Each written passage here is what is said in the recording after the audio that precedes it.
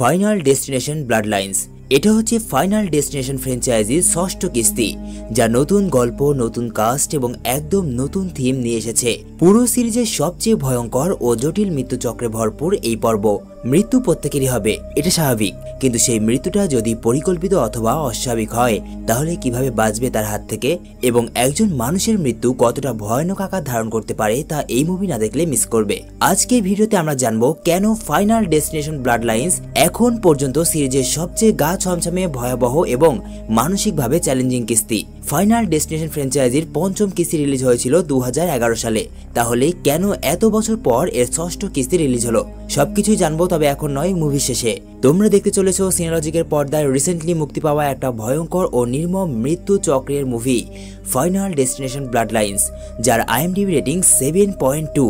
তো চলো বেশি দেরি না করে গল্পে যাই। তার আগে মনে করে দিলাম সাবস্ক্রাইবের কথা। গল্পে শুরু হয় একটা রেল লাইনকে দেখিয়ে। এরপর দেখানো হয় দুইজন দম্পতিকে, পল এবং আইরিস। সময়টা ছিল 1968 এবং জায়গাটা ছিল নিউ ইয়র্কের ক্লোভারডেল। এই শহরে রিসেন্টলি নির্মাণ হয়েছে একটা বিশাল বড় স্কাই ভিউ টাওয়ার, অর্থাৎ রেস্টুরেন্ট, যার সুনাম পুরো বিশ্বে ছড়িয়ে পড়েছে। বর্তমান সময়ে যেমন বুর্জ খলিফা ঠিক তেমন। তবে অদ্ভুত একটা বিষয় রয়েছে, সেটা হচ্ছে এই টাওয়ারটা তৈরি হতে যতটুকু সময় প্রয়োজন ছিল তার আগেই, অর্থাৎ 5 মাস আগেই তৈরি হয়ে গেছিল এই টাওয়ার। তাই এই টাওয়ারে যাওয়া অনেক মানুষের স্বপ্ন। এদিকে পল আইরিসকে সারপ্রাইজ দেওয়ার জন্য ওই টাওয়ারে 2টা টিকিটের ব্যবস্থা করে এবং তাকে সেখানে নিয়ে যাওয়ার সিদ্ধান্ত নেয়। তো পল যেহেতু ধনী লোক ছিল, তাই যেমন সিদ্ধান্ত তেমন কাজ। সে আইরিসকে নিয়ে কিছুক্ষণের মধ্যেই হাজির হয় সেই টাওয়ারে। আইরিস তো খুশিতে আত্মহারা। এই জন্য পল এবং আইরিস সেই স্কাই ভিউ টাওয়ারের সাথে একটা ছবিও তোলে। কিছুক্ষণের মধ্যেই তারা এসে পৌঁছায় সেই টাওয়ারে। টাওয়ারটার ফ্লোর ছিল কাচের তৈরি এবং তার 0 পয়েন্টে ছিল একটা আধুনিক এবং এনজয়েবল কিচেন। সেখানে থাকা সকল লোক নিশ্চিন্তে ডান্স করছিল। পল দেখতে পায় আইরিসের চোখ মুখে কেমন যেন একটা ভয়ের ছাপ। পল তাকে এই বিষয়ে জিজ্ঞাসা করলে সে জানায় তার নাকি উঁচুতে অনেক ভয় লাগে। একথা শোনার পর পল আইরিসের ভয় দূর করার জন্য একটা শ্যাম্পেন আনতে যায়। পলের যাওয়ার পর আইরিস আস্তে আস্তে রেস্টুরেন্টের উঁচুতে থেকে নিচে তাকায়, আর ঠিক তখনই এত উঁচু দেখে তার অবস্থা খারাপ হয়ে যায়। সে সঙ্গে সঙ্গেই ওয়াশরুমে চলে যায় এবং বমি করতে থাকে। এই সময় আবার ওই রেস্টুরেন্টের গান গাওয়া এক শিল্পী ওয়াশরুমে আসলে দেখতে পায় আইরিস বমি করছে। সে তার বমি করার ধরন দেখে তাকে জিজ্ঞাসা করে, তোমার পেটে ক মাসের বাচ্চা রয়েছে? একথা শুনে আইরিস একটু অবাক হয় এবং তাকে বলে, কি বলছেন আপনি? আমার পেটে কোনো বাচ্চা নেই। কিন্তু ওই শিল্পী তাকে বলে, হয়তোবা তুমি এখনো জানোই না তোমার পেটে বাচ্চা রয়েছে। এইবার আইরিস সত্যি বুঝতে পারে যে তার পেটে বাচ্চা রয়েছে। সে এতে অনেক খুশি হয়।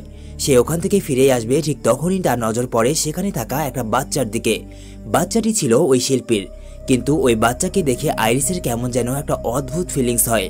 তো যাই হোক, আইরিস আবারও পলের কাছে ফিরে আসলে পল তাকে নিয়ে আসে এই রেস্টুরেন্টের ছাদে, যেখান থেকে সম্পূর্ণ শহরটার অসাধারণ সব দৃশ্য সহ আকার আকৃতি সবকিছু স্পষ্ট দেখা যাচ্ছিল। এত সুন্দর একটা মুহূর্তে হঠাৎ করে পল আইরিসকে বিয়ের জন্য প্রপোজ করে দেয়। আরে কিন্তু আইরিস তো প্রেগনেন্ট, এর মানে কি ভাই?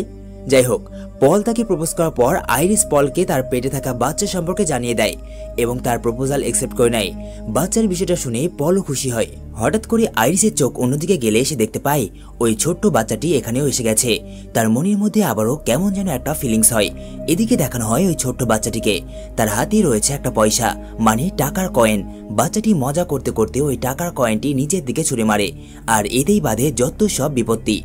আসলে কয়েনটা নিচে মাটিতে না পড়ে ওই টাওয়ারেরই একটা ছোট্ট জানালা এসি আউটডোরের মাধ্যমে টাওয়ারের একটা যন্ত্রপাতির মধ্যে চলে যায়। অন্যদিকে টাওয়ারে থাকা সকল লোক ভেতরে নাচানাচি করছিল, যার ফলে টাওয়ারে অনেক প্রেসার পড়ে। এক পর্যায়ে প্রেসারের কারণে টাওয়ার নড়াচড়া করতে শুরু করে, তার নাট বল্টু খুলে যাচ্ছিল। আর এদিকে ওই কয়েনটা এসি এবং ফ্যানের পাখা অতিক্রম করে একটা টিউবে এসে আটকায়, যেখান থেকে গ্যাস লিক হতে শুরু করে।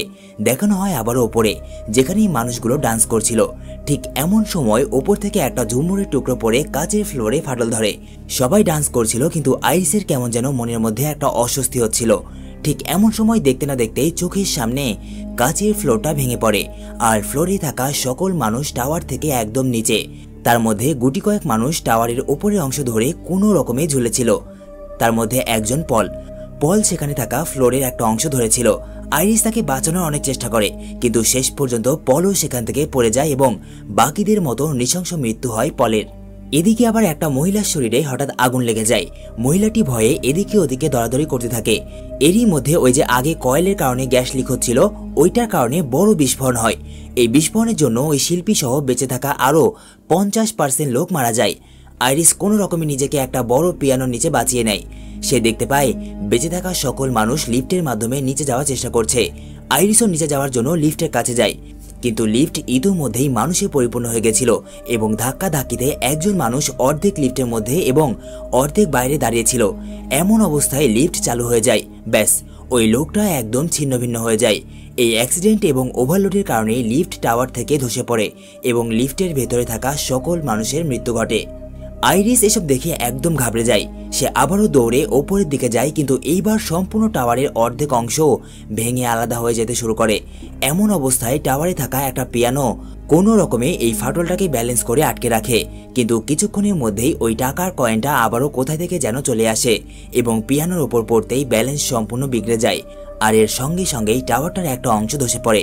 কিছুক্ষণের মধ্যেই এই জাঁকজমকপূর্ণ টাওয়ারটা অভিশাপে পরিণত হয়ে যায়। এই টাওয়ারে এখন জীবিত রয়েছে গুটি কয়েক মানুষ, যার মধ্যে একজন আইরিশ। আইরিশ দেখতে পায় ওই বাচ্চাটা, যেটা ওই শিল্পীর, সে এখনো জীবিত রয়েছে। আইরিশ ওই বাচ্চাকে বাঁচানোর জন্য চেষ্টা করে, কিন্তু কিছুক্ষণের মধ্যে টাওয়ারের বাকি অংশটাও ভেঙে পড়ে এবং এর সঙ্গে সঙ্গে নিচে পড়ে নির্মম মৃত্যু হয় আইরিশ এবং ওই ছোট্ট বাচ্চাটার। আর তখনই হঠাৎ করে একজন স্টুডেন্ট ক্লাসরুমের মধ্যে জোরে চিৎকার করে ওঠে। আর এরপর জানা যায় এই যে সমস্ত ঘটনা ঘটলো, এই সমস্ত ঘটনা ছিল এই মেয়েটির একটা দুঃস্বপ্ন। মেয়েটির নাম স্টেফনি।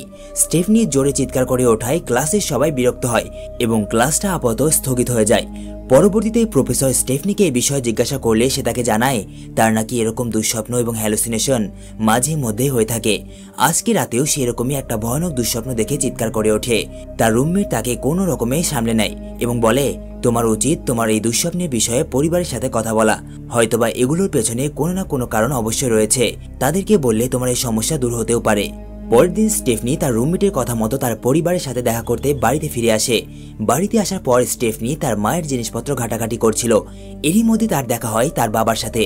সে তার বাবাকে তার দুঃস্বপ্নের বিষয়ে সম্পূর্ণটা বলে। আর এখানে সে জানতে পারে যে তার দুঃস্বপ্নে যে মহিলাটি আসতো সে আর কেউ নয় বরং তার নিজের নানি, যার নাম আইরিশ। কিন্তু তার বাবা তার নানির সম্পর্কে বেশি কিছু বলতে পারে না। এই জন্য সে তার ভাইকে নিয়ে তার মামার বাসায় যায়, যেখানে দেখানো হয় তার মামার 3 ছেলে মেয়েকে। তারা সবাই নিজেদের মধ্যে আলাপ করছিল, কিন্তু স্টেফনি দেখা করে তার মামার সাথে এবং তার সাথে ঘটে যাওয়া সকল বিষয়ে বলতে থাকে। সে বলে, কেন প্রত্যেকটা দিনরাত আমার নানি আমার স্বপ্নে আসে আর আমি কেন এই দুঃস্বপ্নগুলো দেখি। এইসব কথা শুনে স্টেফনির মামা একদম রেগে যায়। সে স্টেফনিকে বলে, আর কখনো ওই মহিলার নাম আমার সামনে নেবে না। তোমার নানি আমাদের জন্য অনেক আগেই মারা গেছে। যখন আমরা ছোট ছিলাম তখন সে আমাদেরকে রেখে নির্জন একটা দ্বীপে চলে গেছে, আর এরপর থেকে কখনো আমাদের খোঁজ খবর নেয়নি। শুধু তাই নয়, তার জন্য তোমার মায়ের মানসিক অবস্থাও খারাপ হয়ে গেছে, আর এই জন্য তোমার মাও তোমাকে ছেড়ে চলে গেছিল। স্টেফনির মামা স্টেফনিকে এই ধরনের নানা কথা শুনিয়ে সেখান থেকে চলে যায়। স্টেফনির মামা চলে গেলে তার মামি তাকে আইরিসের ছবি, তার চিঠি এবং অ্যাড্রেস সহ সবকিছু স্টেফনিকে জানিয়ে দেয়। স্টেফনির মামি তাকে ওই ছবিটা দেখায় যেটা আইরিস পলের সাথে স্কাই ভিউ টাওয়ারে গিয়ে তুলেছিল। এই ছবিটা দেখার পর স্টেফনি একদম অবাক হয়ে যায়, কারণ এই টাওয়ার, এই রেস্টুরেন্ট, এই মুহূর্তগুলো সমস্তটাই সে তার স্বপ্নে দেখত। বন্ধুরা, আজ আমি এমন একটা অ্যাপ সম্পর্কে বলতে চাই যেটি বর্তমানে বিশ্বের অন্যতম জনপ্রিয় বিশ্বস্ত অনলাইন বুক মেকার প্ল্যাটফর্ম। আপনারা হয়তো এর নাম আগেও শুনেছেন, যার নাম 1x। কিন্তু আমি নিজে যখন এটি ব্যবহার করতে শুরু করি তখনই বুঝতে পারি এটি কতটা সহজ, মজার এবং লাভজনক হতে পারে। এই অ্যাপে আপনি পাবেন বিশাল এন্টারটেইনমেন্ট দুনিয়া, যেখানে রয়েছে লাইভ ইভেন্ট দেখা, টান উত্তেজনা এবং দ্রুত আয় করার অসাধারণ সব সুযোগ। আর বর্তমানে ছোট কিছু কৌশল অবলম্বন করে 500 টাকা ডিপোজিট করে খুব সহজেই 50,000 টাকা পর্যন্ত জিতে নেওয়া যাচ্ছে। তো মনোযোগ দিয়ে শুনুন। 1, কমেন্ট বক্সে দেওয়া লিঙ্কে প্রবেশ করুন। 2, রেজিস্ট্রেশন করে মাত্র 500 টাকা ডিপোজিট করুন। মনে রাখবেন, 500 টাকার বেশিও করবেন না, আবার কমও করবেন না। আর অবশ্যই রেজিস্ট্রেশন করার সময় আমার প্রোমো কোড সিনিএল ব্যবহার করুন এবং ডিপোজিট করার পরে মাত্র 1 মিনিট অপেক্ষা করুন। আর চেক করে দেখুন আপনি আপনার কাঙ্ক্ষিত রিওয়ার্ড পেয়ে গেছেন। আর উপার্জিত অর্থ আপনি সহজে তুলে নিন বিকাশ নগদের মাধ্যমে মাত্র কয়েক মিনিটেই। তাই দেরি না করে এখনই নিচেই পিন করা কমেন্ট ফলো করুন এবং আমার প্রোমো কোড সিনিএল ব্যবহার করে রেজিস্ট্রেশন করুন। আর মাত্র 500 টাকা ডিপোজিট করে শুরু করে দিন আপনার নিজের ইনকাম। হুবহু সবকিছুই মিলে যাচ্ছে। এটা কিভাবে সম্ভব? কে দেবে স্টেফনিকে এইসব প্রশ্নের জবাব? কিন্তু স্টেফনি থেমে থাকার মতো মেয়ে নয়। সে এইসব প্রশ্নের জবাব পেতে ওই নির্জন দ্বীপে যায়, যেখানে তার নানি অর্থাৎ আইরিস অনেক বছর থেকে একাই বসবাস করছে।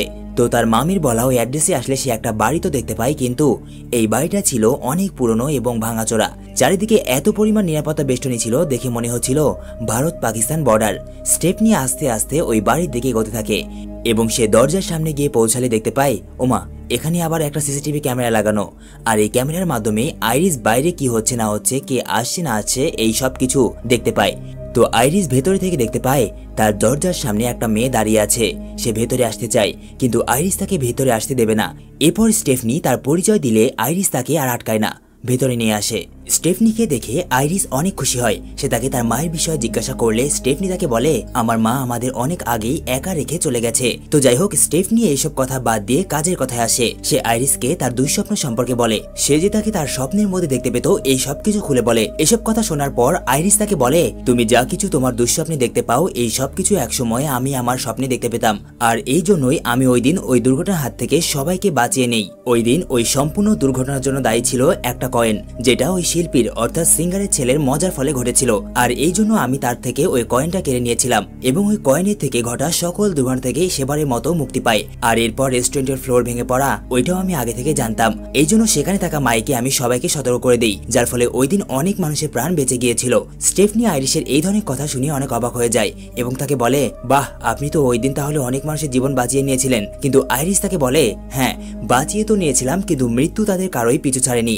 মৃত্যু তাদের জন্য ভেবে রেখেছিল এক অন্যরকম ভয়ঙ্কর খেলা। ওই দিন যারা ওই দুর্ঘটনা থেকে বেঁচে গিয়েছিল, মৃত্যু তাদের খুঁজে খুঁজে মারতে শুরু করে। শুধু তাদেরকেই নয়, বরং তাদের বাচ্চা কাচ্চাকেও মারতে শুরু করে, কারণ তারা যদি ওই দিন মারা যেত তাহলে তো এইসব বাচ্চা কাচ্চাদের জন্মই হতো না। মৃত্যু যখন একের পর এক ওই সকল মানুষদেরকে মারতে শুরু করে যারা ওই দুর্ঘটনা থেকে বেঁচে গিয়েছিল, তখন আমি এইসব বিষয়ে আন্দাজ করতে পারি, কিন্তু আমার তখন কিছুই করার ছিল না। কয়েকদিন পর পলের ক্যান্সার ধরা পড়ে এবং সেও নির্মম ভাবে মারা যায়। এরপর আমি বুঝতে পারি যে পরের পর্ব আমার। মৃত্যুকে ধোঁকা দেওয়ার জন্য আমি সবার থেকে দূরে এই নির্জন দ্বীপে একা বসবাস করতে শুরু করি, কারণ আমি মারা যাওয়ার পর মৃত্যু তোমার মা এবং তার ভাইকে প্রথমে টার্গেট করত এবং তারপর একে একে তোমাদেরকেও শেষ করত। কিন্তু যতক্ষণ আমি জীবিত রয়েছি ততক্ষণ তোমাদের কিচ্ছু হতে দেব না। স্টেফনি আইরিসকে জিজ্ঞাসা করে, কিন্তু আমি ওই স্বপ্নটা কেন বারবার দেখি, এর কারণ কি, আর এর থেকে কিভাবে মুক্তি পাবো? উত্তরে আইরিস তাকে বলে, এই স্বপ্নটা তুমি এই জন্য দেখো কারণ এখন মৃত্যু আমাদের পেছনে পড়ে আছে, যে কোনো মূল্যে সে আমাদেরকে শেষ করতে চায়। আর এই জন্য এই সম্পূর্ণ বংশের মধ্যে একমাত্র তুমিই এই দুঃস্বপ্ন হ্যালুসিনেশন গুলো দেখো। স্টেফনি এবার সিরিয়াসলি ভয় পেতে শুরু করে এবং বলে, কিন্তু এখান থেকে মুক্তি পাবো কিভাবে? কোনো না কোনো উপায় তো আছেই। এরপর আইরিস তার কাছে থাকা একটা বই সম্পর্কে বলে, যেখানে ওই টাওয়ারের দুর্ঘটনা থেকে বেঁচে যাওয়া মানুষগুলোর কিভাবে মৃত্যু হয়েছিল তাদের সেসব গল্পগুলো লেখা ছিল এবং আরো ছিল ওই মৃত্যু থেকে বাঁচার কিছু টেকনিক। আইরিস তাকে বইটা তার সাথে নিয়ে যেতে বলে, কারণ কখন কোন বিপদ আসবে বলা যায় না। স্টেফনি ওই বিষয়গুলোকে গুরুত্ব দেয় না। সে আইরিসকে বলে, আমি আপনার সাথে পরে দেখা করতে আসবো। একথা বলে বইটা সেখানে রেখেই বাইরে বেরিয়ে আসে। কিন্তু আইরিস ভালো করে জানতো যে স্টেফনি বাইরে অবশ্যই বিপদে পড়বে। এই জন্য এত বছর থেকে যে কখনো ঘর থেকে বাইরে বের হয়নি, সে আজ তার নিজের সন্তানের জন্য বাইরে বের হয় এবং স্টেফনিকে পেছন থেকে ডাক দেয় শুধুমাত্র ওই বইটা নিয়ে যাওয়ার জন্য। সে তাকে বলে, মৃত্যু এখন তোমার পেছনে পড়ে আছে, তোমাকে মৃত্যু থেকে বাঁচতে হলে অবশ্যই এই বইটা সম্পর্কে জানতে হবে। এই বইয়ে এমন কিছু ভবিষ্যৎবাণী দেওয়া আছে যা জানলে তুমি আগে থেকেই তোমার পরিবারকে বাঁচাতে পারবে। কিন্তু স্টেফনি কোনোভাবেই আইরিসকে এবং তার এই কথাগুলোকে বিশ্বাস করতে পারছিল না। আইরিস এই বিষয়টা বুঝতে পেরে সে তাকে বলে, আচ্ছা, তুমি যখন আমার কথায় বিশ্বাস করছো না, তখন নিজের চোখেই দেখো আমার মৃত্যুটা। একথা বলার পরপরই মৃত্যু সেখানে থাকা বিভিন্ন চক্রের মাধ্যমে একের পর এক ধাপ সম্পন্ন করে স্টেফনির চোখের সামনে আইরিসকে শেষ করে দেয়। পরবর্তীতে শুরু হয় আইরিসের শেষকৃত্যের কাজ। এখানে স্টেফনি সবাইকে জানায় তার এখানে আসা একদম ঠিক হয়নি। ঠিক তখনই সেখানে এন্ট্রি হয় স্টেফনির মা ডার্লিনের। স্টেফনির মাকে দেখে স্টেফনি এবং তার ভাই একদম অবাক এবং ইমোশনাল হয়ে পড়ে, কিন্তু সে তার মায়ের সাথে কথা না বলেই সেখান থেকে চলে যেতে লাগে। স্টেফনির ভাই স্টেফনিকে এই বিষয়ে জিজ্ঞাসা করলে সে তাকে জানায় তার মা তাকে ছেড়ে চলে গিয়েছিল, তাহলে কেন তারা তার মায়ের সাথে এখন কথা বলবে? এ প্রসঙ্গে তার ভাই বলে, তুমিও তো মায়ের মতোই, তোমাকে আমি বিগত কয়েকদিন যাবত কল করেছি কিন্তু তুমি কল রিসিভ করনি, তোমার কি মনে হয় না তুমি আর মা একই রকম?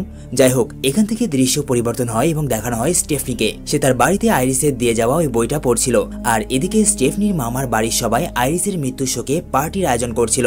মানুষ মরলে কেউ পার্টি করে? এটা তো জি বাংলা সিরিয়ালের মতো হয়ে গেল। তো যাই হোক, সেখানে একটা গ্লাস ভাঙার কারণে সেই কাঁচের টুকরোগুলো সেখানে থাকা বরফের টুকরোর মধ্যে চলে যায়। এর মানে এখানেও কারো মৃত্যু হবে, কিন্তু কার? কিছুক্ষণের মধ্যে স্টেফনির মামার বাড়িতে তার মা আসে। সে সাথে নিয়ে এসেছিল কিছু পিনাট কুকিজ, আর পিনাটে ছিল ববির অ্যালার্জি। ও, তোমাদেরকে তো স্টেফনির মামাতো ভাই বোনদের সাথে পরিচয় করানো হয়নি। স্টেফনির মামার 3 ছেলে মেয়ে, যাদের নাম এরিক, জুলি এবং ববি। তো ববির পিনাটে মারাত্মক লেভেলের অ্যালার্জি রয়েছে, এই জন্য সে পিনাট থেকে দূরেই থাকে। যাই হোক, কিছুক্ষণ পর তারা আইস দিয়ে ড্রিঙ্কস করতে শুরু করে। এর মানে ওই কাচের টুকরোটা যে কোনো একজনের গ্লাসে চলে গেছে, কিন্তু কার? কিছুক্ষণের মধ্যেই জুলি ড্রিঙ্কস করার সময় কিছু একটা তার গলায় বেঁধে যায়, কিন্তু সৌভাগ্যবশত এটা কাচের টুকরো নয়, বরং এটা ছিল একটা বরফের টুকরো। এদিকে সিন শিফট হয় স্টেফনির কাছে।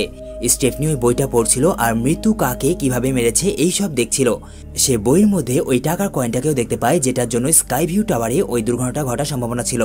স্টেফনি বইটা পড়ার সময় হঠাৎ লক্ষ্য করে কিছুক্ষণের মধ্যে আরো একটা মৃত্যু হতে চলেছে, আর এইবার ছিল স্টেফনির মায়ের পালা। সেটা দেখা মাত্রই ঘাবড়ে যায় এবং সঙ্গে সঙ্গে বেরিয়ে পড়ে তার মামার বাড়ির উদ্দেশ্যে। অন্যদিকে স্টেফনির মামা স্টেফনির মায়ের সাথে গল্প করছিল। সে তাকে এখন বাড়িতে ফিরে আসতে বলে এবং তাদের সাথে থাকার জন্য অনুরোধ করে, এরকম আরো নানা কথা, কিন্তু স্টেফনির মা এতে সম্মতি জানায় না। এদিকে স্টেফনি তার মায়ের কাছে বারবার ফোন করতে থাকে, কিন্তু পার্টি চলার কারণে তার মা এটা বুঝতেই পারে না। কিন্তু মৃত্যু এই পার্টিতে অলরেডি এন্ট্রি নিয়ে নিয়েছে। সে তার মতো করে তার গুটিগুলো সাজাতে থাকে। বরফের মধ্যে কাচের টুকরোওয়ালা গ্লাসটা স্টেফনির মামার ভাগে গিয়ে পড়ে, কিন্তু সে ওই গ্লাসে ড্রিঙ্ক না করে সেখানেই থাকা একটা টেবিলের ওপর গ্লাসটা রাখতে গিয়ে তার হাত লেগে পড়ে যায়। তার সাথে পড়ে যায় ওই বরফ এবং কাচের টুকরোটা। ব্যাস কিছুক্ষণ পরে ওই কাচের টুকরোর উপরে পা তুলে দেয় স্টেফনির মামা। সে সঙ্গে সঙ্গেই যন্ত্রণায় মাটিতে পড়ে যায় এবং ছটফট করতে থাকে। এদিকে আবার মদের বোতল নিচে পড়ে যাওয়ায় পানির পাইপ অন হয়ে যায়, আর সেই ভাইব্রেশনে সেখানে থাকা একটা অজার ঘাস কাটা মেশিনের উপরে পড়ে যায়। আর সেই মেশিনটা চালু হয়ে সোজা চলে আসে স্টেফনির মামার দিকে এবং স্টেফনির মামার সম্পূর্ণ মুখটা একদম কেটে ছিন্ন ভিন্ন করে দেয়। আর এভাবে এবারও জিতে যায় মৃত্যু। একটা মর্মান্তিক মৃত্যু ঘটে স্টেফনির মামার। ততক্ষণে স্টেফনি সেখানে পৌঁছে গেছিল, আর এই সব কিছু তার সামনেই ঘটে। কিছুক্ষণের মধ্যেই সম্পূর্ণ পরিস্থিতিটা একদম পাল্টে যায়। এরপর স্টেফনির মামার শেষকৃত্যের কাজ সম্পন্ন হয়। স্টেফনি এখন আইরিসের বলা কথাগুলো সম্পূর্ণভাবে বিশ্বাস করতে শুরু করে। সে বাসায় গিয়ে আইরিসের দিয়ে যাওয়া বইটা ভালোভাবে লক্ষ্য করলে জেবি নামের একটা রহস্যময় ব্যক্তির নাম খুঁজে পায়, যে ওই দিন বেঁচে যাওয়া তাদের মধ্যে একজন এবং এখনো পর্যন্ত জীবন্ত রয়েছে। পরের দিন সকালে স্টেফনি তার সম্পূর্ণ পরিবারকে ওই মৃত্যুর রহস্য সম্পর্কে বলতে থাকে, যে কিভাবে ওই দিন টাওয়ার থেকে বেঁচে যাওয়া মানুষরা একে একে মারা যাচ্ছে, কিভাবে মৃত্যু তাদেরকে এবং তাদের পরিবারকে শেষ করে দিচ্ছে।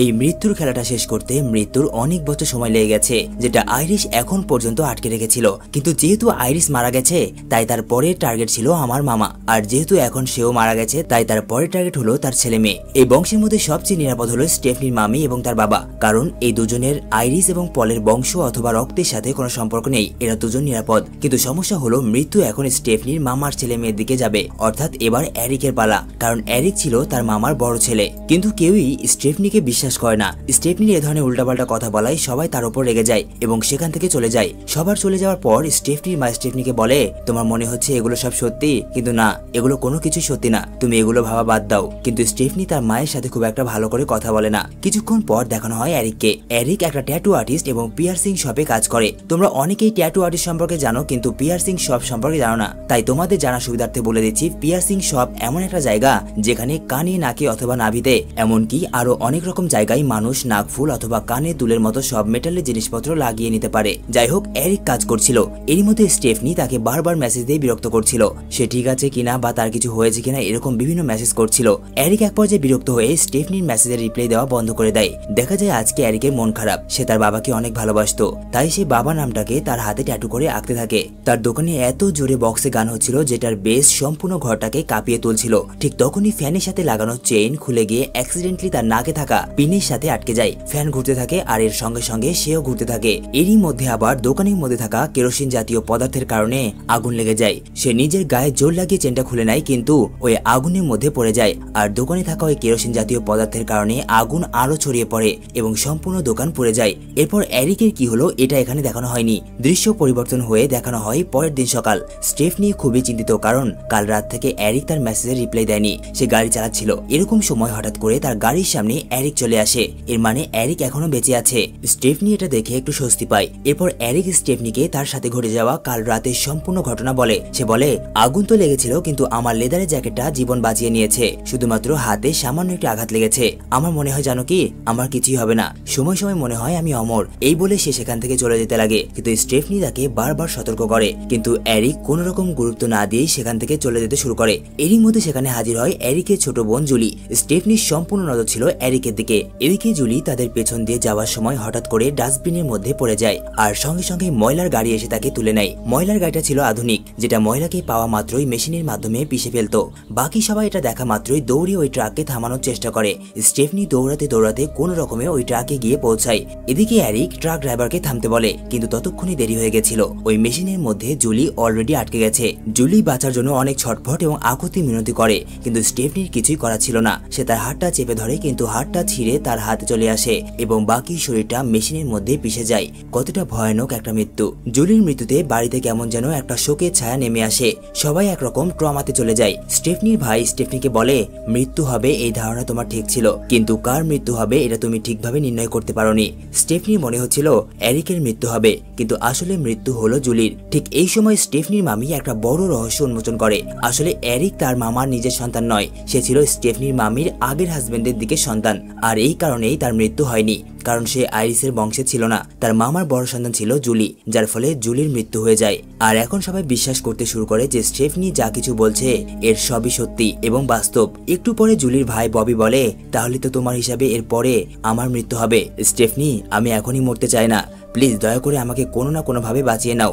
স্টেফনি বলে, আমি তো চাই তোমাদেরকে বাঁচাতে, কিন্তু আমি আসলেই জানি না মৃত্যু কখন কাকে কিভাবে মারবে। ববি জানায়, তুমি তো এর আগে কার মৃত্যু কিভাবে হবে এটা ফিগার আউট করে নিয়েছিলে, তাহলে এবারও পারবে। তুমি আশেপাশে থাকা জিনিসপত্রের দিকে ভালোভাবে লক্ষ্য করো এবং বলো যে কোনটাতে বিপদ রয়েছে। কিছুক্ষণ পর স্টেফনির মনে পড়ে ওই বইয়ে একজনের নাম লেখা ছিল, জেবি। আসলে কে এই জেবি? স্টেফনি শুধুমাত্র জানে যে এই লোকটার নাম জেবি এবং সে একটা হসপিটালে কাজ করে। সে বাকিদেরকে জানায় এই লোকটাও নাকি মৃত্যুকে ফাঁকি দিয়ে এখনো অবধি বেঁচে আছে। সে খুব ভালো করে মৃত্যুকে ধোকা দিয়ে সার্ভাইভ করতে জানতো, আর এই জন্যই তারা সিদ্ধান্ত নেয় যে তারা ওই লোকটার সাথে দেখা করতে যাবে, কারণ বইয়ে ওই লোকের অ্যাড্রেস দেওয়া ছিল। স্টেফনি এবং বাকি কয়েকজন রওনা দেয় ওই লোকের সাথে দেখা করার উদ্দেশ্যে, এবং সেখানে এসে পৌঁছালে সেই লোকটাকে জেবি বলে সম্বোধন করলে ওই লোকটা একদম চমকে ওঠে। ওই লোকটা তাদের দিকে তাকিয়ে বলে, আরে তোমরা এই নামটা কিভাবে জানলে? এই নামে তো শুধুমাত্র আমাকে আইরিস ডাকতো। স্টেফনি তাকে জিজ্ঞাসা করে, আপনি আইরিসকে কিভাবে চেনেন? উত্তরে লোকটি জানায়, যখন ওই টাওয়ারে দুর্ঘটনা ঘটার কথা ছিল তখন আমি সেখানেই ছিলাম, আর এখানে আমরা জানতে পারি ওই শিল্পী অর্থাৎ সিঙ্গারের যে ছোট ছেলেটা ওইটা এই লোকই। তোমরা মনে হয় কাপড়ের ওপরে বেল পড়া দেখে এখনো বুঝতে পারোনি। এই লোকটা তাদেরকে জানায়, কয়েক বছর আগে আইরিস আমার সাথে দেখা করতে এসেছিল, কারণ সে পল অর্থাৎ তার হাজবেন্ডের ক্যান্সার হওয়াতে মৃত্যুকে ধোকা দিয়ে তাকে বাঁচাতে চেয়েছিল, কিন্তু অনেক চেষ্টা করার পরেও তারা তাকে বাঁচাতে পারেনি। স্টেফনি ওই লোককে বলে, এমন কি কেউ রয়েছে যে এই মৃত্যু থেকে বেঁচে গিয়েছে? জেবি তাকে জানায়, হ্যাঁ এরকম দুজন মানুষ রয়েছে, কিন্তু তাদেরকে দ্বিতীয়বার জীবিত হতে হয়েছিল। এর মানে প্রথমে মৃত্যু তাদেরকে মেরে দেয়, আর এরপর তাদেরকে কোনো ডক্টর অথবা অন্য কারো সাহায্যে বাঁচিয়ে নেওয়া হয়েছিল। এরপর থেকে মৃত্যু তাদের পিছু করা ছেড়ে দেয়। এটাই ছিল একমাত্র উপায়। স্টেফনি এই সব কথা শোনার পর জেবিকে তাদের সাহায্য করতে বলে, কিন্তু জেবি তাদেরকে জানায়, না আমি তোমাদেরকে সাহায্য করতে পারবো না, কারণ আমিও একবার মৃত্যুকে ধোকা দিয়ে বেঁচে ফিরেছি। যদিও আমি মারা যাব কারণ আমার ক্যান্সার হয়েছে, আর বড় বিষয় হচ্ছে আমাদের সবাইকে একদিন না একদিন মরতেই হবে। আমরা মৃত্যু থেকে কখনোই পালাতে পারবো না, এটাই আমাদের শেষ গন্তব্য, মানে ফাইনাল ডেস্টিনেশন। এজন্য আমরা যতটুকু সময় বেঁচে আছি সেই সময়টাকে আমাদেরকে এনজয় করতে হবে, সঠিকভাবে কাজে লাগাতে হবে। জেবির এরকম কাব্যিক কথা শুনে সেখানেই থাকা সবাই ভয় পেয়ে যায়। এরপর এরিকের মাথায় একটা বুদ্ধি আসে। সে তাদেরকে বলে, এইবার মৃত্যুটা ববির, তার বাঁচার একটা উপায় আছে, সেটা হচ্ছে ববির পিনাটে অ্যালার্জি। সে পিনাট খেলে মরতেও পারে, আর এই জন্য আমরা তাকে বেশি করে পিনাট খাওয়াবো, আর যখনই তার কোনো সমস্যা হতে শুরু করবে আমরা তাকে ইনসুলিন দিয়ে দেব। কেমন লাগলো আমার পরিকল্পনা? সেখানে থাকা সবাই এই পরিকল্পনাকে সাধুবাদ জানায়, কারণ এটি ছিল একটা যুক্তিসম্মত প্রস্তাব। এরপর এরিক এবং ববি একটা ভেন্ডিং মেশিনে পিনাট নিতে যায়, কিন্তু মেশিনে টাকা দিলেও পিনাট বের হয় না। এই জন্য এরিক হাত ঢুকিয়ে পিনাট বের করার চেষ্টা করে, কিন্তু তাতেও সে ব্যর্থ হয়। এরপর ওই মেশিনে জোরে আঘাত করলে পিনাট তো বের হয়ে যায়, কিন্তু মেশিনের একটা স্ক্রু ঢিলা হয়ে যায় এবং মেশিনের সমস্যা দেখা দেয়। এইটা দেখে এরিক ববিকে নিয়ে অন্য একটা রুমে চলে আসে, কারণ যে কোনো ছোট বিপদ থেকেও তার মৃত্যু হতে পারে। এরিক ববিকে এখানে লুকিয়ে থাকতে বলে এবং সে যায় তার জন্য ইনসুলিন নিয়ে আসতে। এরিক ওই রুম থেকে যাবার সময় রুমের দরজা জোরে আটকে দেয়, যার ফলে সেখান থেকে কিছু একটা খুলে পড়ে সেই রুমে থাকা এমআরআই মেশিন চালু করে দেয় এবং আস্তে আস্তে সেই মেশিনের হাই ম্যাগনেটিক রেজ বাড়তে থাকে। এরিক ইনসুলিন নিয়ে ফিরে আসে, আর এইবার এমআরআই মেশিনের কারণে ওই ঘরে থাকা সকল লোহার বস্তু মেশিনের আকর্ষণে আসতে শুরু করে। আর যেহেতু ফ্রিকোয়েন্সি অনেক হাই হয়ে গেছে তাই এরিকের শরীরে পিয়ার্সিং করা লোহা ছিঁড়ে যায় এমআরআই মেশিনের মধ্যে। ভাবো কতটা কষ্ট হয়েছিল বেচারার, না জানি কোথায় কোথায় এরকম লোহা পড়েছিল। মেশিনের রেঞ্জ আরো বাড়তে শুরু করে। ববি যে চেয়ারটায় বসেছিল ওইটাও ছিল লোহার। পিনাট খাওয়ার ফলে কিছুক্ষণের মধ্যেই ববির অবস্থা খারাপ হয়ে যায় এবং সে মাটিতে গুটিয়ে পড়ে। কিন্তু এর থেকে খারাপ অবস্থা ছিল এরিকের। তার শরীর থেকে লোহার টুকরো ছিঁড়ে ছিঁড়ে চলে যাচ্ছিল এমআরআই মেশিনের দিকে। এরই মধ্যে আবার পেছন থেকে ওই লোহার চেয়ারটা তাকে দুম করে ঠেলে নিয়ে চলে যায় এমআরআই মেশিনের মধ্যে। এরিক বেকায়দায় পড়ে যায়। সে অনেক চেষ্টা করার পরেও বের হতে পারে না এবং চুম্বকীয় ফ্রিকোয়েন্সি এতটাই বেশি ছিল যে কোনো মূল্যে চেয়ারটা ওই মেশিনের মধ্যে ঢুকবেই। এই জন্য বেচারা এরিক চেয়ার শুদ্ধ অদ্ভুতভাবে ভেতরে যেতে শুরু করে। আর এভাবেই যাওয়ার সময় তার পেট মাঝখান বরাবর ছিঁড়ে ফেটে দুই টুকরে আলাদা হয়ে যায়। ভয়ঙ্কর ভাবে রক্তপাতে মৃত্যু হয় এরিকের। আর এই সবকিছু মেঝেতে পড়ে থাকা ববি দেখছিল, কারণ তার কিছুই করার ছিল না। এখানে মুভির এই দৃশ্যে এমনভাবে সিনগুলো ক্রিয়েট করা হয়েছে যা তুমি মুভি দেখার সময় গায়ে কাটা দিয়ে উঠবে। গল্পের সামনে যাওয়ার আগে তোমাদের একটা ব্যাপার বলি, আমরা কিন্তু এই টিমে অনেকজন কাজ করি, তাই আমাদের আর্থিকভাবেও পোষাতে হয়। এজন্য বিভিন্ন অ্যাড এক্সপ্লেনের মধ্যে যুক্ত করি। তবে তোমাদের জন্য আমার সুপারিশ হলো সবসময় তোমরা ওই অ্যাডগুলোকে স্কিপ করার চেষ্টা করবে, আর অবশ্যই তোমরা এই ধরনের কাজ থেকে দূরে থাকবে। তো যাই হোক, ববি কোনো রকমের হামাগুড়ি দিয়ে ইনসুলিনের কাছে পৌঁছায় এবং তার শরীরে ওইটা পুশ করে দেয়। সে ধীরে ধীরে উঠে দাঁড়ায়। এরকম সময় ওই যে ভ্যান্ডিং মেশিন যেটাতে এরিক আঘাত করার ফলে বিগড়ে গেছিল, ওইটা থেকে একটা স্প্রিং দ্রুত গতিতে বেরিয়ে আসে এবং এক দেওয়াল থেকে অন্য দেওয়ালে লাফাতে লাফাতে গিয়ে পৌঁছায় ববির রুমের মধ্যে এবং আঘাত করে সোজা ববির মুখে। ব্যাস, ববি সেখানেই মারা যায়। আর এভাবে মৃত্যু তাকেও শেষ করে দেয়। দৃশ্য পরিবর্তন হয় এবং দেখানো হয় স্টেফনি এবং তার মাকে। স্টেফনি এরিক এবং ববির মৃত্যুর কথা শুনে অনেক দুঃখ পায়, কিন্তু তার চোখে মুখে কোনো দুঃখের ছাপ ছিল না, ছিল ভয়ের ছাপ। কারণ এইবার মৃত্যু তার মায়ের কাছে আসবে। সে যে কোনো মূল্যে তার মাকে বাঁচাতে চায়। সে তার মাকে বলে, আইরিস, অর্থাৎ তোমার মা অনেক শতাব্দী থেকে ওই নির্জন দ্বীপের বাড়িতে এতদিন কাটিয়ে দিয়েছিল, তার কিছুই হয়নি। তোমারও সেখানে চলে যাওয়া উচিত, একমাত্র সেখানেই তুমি নিরাপদ। এদিকে আবার স্টেফনির বইয়ের মধ্যে যে কয়েনটা ছিল, যেটা মুক্তি পেতেই আবারও দুর্ঘটনা ঘটা শুরু হবে, ওই কয়েনটা বই থেকে পড়ে যায় এবং গড়তে গড়তে একটা বৃদ্ধ মানুষের পায়ের কাছে গিয়ে পড়ে। ওই বৃদ্ধ মহিলাটি কয়েনটা দেখা মাত্রই তার পার্সে উঠিয়ে নেয়। স্টেফনি তার মা এবং ভাইকে নিয়ে একটা ভ্যানে করে রওনা দেয় আইরিসের ওই পুরনো বাড়ির দিকে। ওখানে পৌঁছানোর পর স্টেফনি তার মা এবং ভাইকে ওই বাড়ির মধ্যে চলে যেতে বলে, কিন্তু তার মা তাকে ছেড়ে যেতে চায় না, কারণ যে কোনো সময় তারও বিপদ হতে পারে। স্টেফনি তার মাকে জানায় সে যতক্ষণ জীবিত রয়েছে তার কিছুই হবে না। এখানে আমাদেরকে দেখানো হয় ওই ঘরের মধ্যে আগে থেকেই গ্যাস লিক হচ্ছিল এবং একটা বিদ্যুতের তার থেকে বিদ্যুতের স্পার্কিং হচ্ছিল। স্টেফনির মা ঘরে গেলে গ্যাসের গন্ধ তো পায়, কিন্তু সে খুব একটা গুরুত্ব দেয় না। আর এটাই ছিল তার বড় ভুল। কিছুক্ষণের মধ্যেই সম্পূর্ণ বাড়িটা বিস্ফোরণ হয়ে যায়। আর সঙ্গে সঙ্গে স্টেফনি যে ভ্যানে ছিল ওইটাও বিস্ফোরণের আঘাতে সেখান থেকে ছোট্ট একটা ডোবাতে পড়ে যায়। স্টেফনি ওই ডোবার মধ্যেই গাড়িতে আটকে ছিল। আর এদিকে স্টেফনির ভাই তখনও বাড়ির ভেতরে প্রবেশ করতেই পারেনি, বাড়ি ব্লাস্ট হয়ে গেছিল। সে বাইরেই দাঁড়িয়ে ছিল। দেখানো হয় স্টেফনির মাকে, যে এখনো জীবিত রয়েছে, কিন্তু তার শরীর অনেকাংশেই পুড়ে গেছে। স্টেফনির মা দেখতে পায় একটা বিদ্যুতের টাওয়ার তার ছেলের ওপর পড়তে চলেছে। ঠিক তখনই সে কোনো মতে দৌড়ে এসে তার ছেলেকে ধাক্কা মেরে ফেলে দেয় এবং ওই বিদ্যুতের টাওয়ারটি এসে পড়ে তার ওপর। আর এখন যেহেতু তার মায়েরও মৃত্যু হয়ে গেছে, তাই স্টেফনির ভাই বুঝতে পারে যে এখন মৃত্যুর পালা তার বোনের, অর্থাৎ স্টেফনির। এই জন্য সে স্টেফনিকে বাঁচানোর জন্য পানিতে ঝাঁপ দেয় এবং অনেক চেষ্টার পরে স্টেফনিকে ডোবা থেকে তুলে আনে। তাকে তুলে আনার পর তার ভাই জানতে পারে স্টেফনি অনেক আগেই মারা গেছে, কিন্তু না, কিছুক্ষণ চেষ্টার পর স্টেফনির জ্ঞান ফিরে আসে। এর মানে সে জীবিত রয়েছে এবং মৃত্যুর হাত থেকে বেঁচে ফিরে এসেছে। তাদের মনে হয় যেহেতু একবার স্টেফনির মৃত্যু হয়ে গেছে এবং সে আবার ফিরে এসেছে, তাই মৃত্যু তাদের পিছু করা এইবার ছেড়ে দেবে। এরপর এখান থেকে দৃশ্য পরিবর্তন হয়ে সোজা কিছুদিন পরে দেখানো হয়। আজকের দিনটা ছিল স্টেফনির ভাইয়ের একটা বিশেষ দিন। তাদের কলেজে আজ গ্র্যাজুয়েশন পার্টি ছিল। স্টেফনিও এই পার্টিতে উপস্থিত ছিল। ঠিক এমন সময় স্টেফনির কেমন যেন একটা অস্বস্তি হতে শুরু করে, যেমনটা সে স্বপ্নের মধ্যে আইরিসকে হতে দেখেছিল। অন্যদিকে আবার ওই দিন যে বৃদ্ধ মহিলাটা ওই কয়েনটা তার পার্সে তুলে রেখেছিল, সে পার্স থেকে টাকা বের করার সময় ওই কয়েনটা আবারও পড়ে যায় এবং গড়তে গড়তে একটা ট্রেনের লাইনে চলে আসে। আর এই লাইনটা দেখানো হয় মুভির প্রথম দৃশ্যে। কয়েনটা এসে আটকে যায় ট্রেন লাইনের একটা জাংশনে। এর মানে ট্রেনটা দুর্ঘটনা হওয়ার সম্ভাবনা রয়েছে। যাই হোক, আবারও দৃশ্য পরিবর্তন হয় এবং দেখানো হয় স্টেফনি এবং তার ভাইকে। তারা গল্প করছিল। এরকম সময় তাদের কাছে আসে একজন ডক্টর। সে স্টেফনিকে বলে, তোমার ভাই আমাকে তোমার সম্পর্কে অনেক কিছুই বলেছে। তুমি সত্যি ভাগ্যবতী, কারণ তুমি জীবিত রয়েছেও। স্টেফনি বলে, হ্যাঁ, ওই দিন আমি মরে গিয়ে আবার বেঁচে উঠেছিলাম, কিন্তু ডাক্তার বলে না, তুমি ওই দিন মরে গিয়ে জীবিত হওনি, বরং কিছুক্ষণের জন্য জ্ঞান হারিয়েছিলে।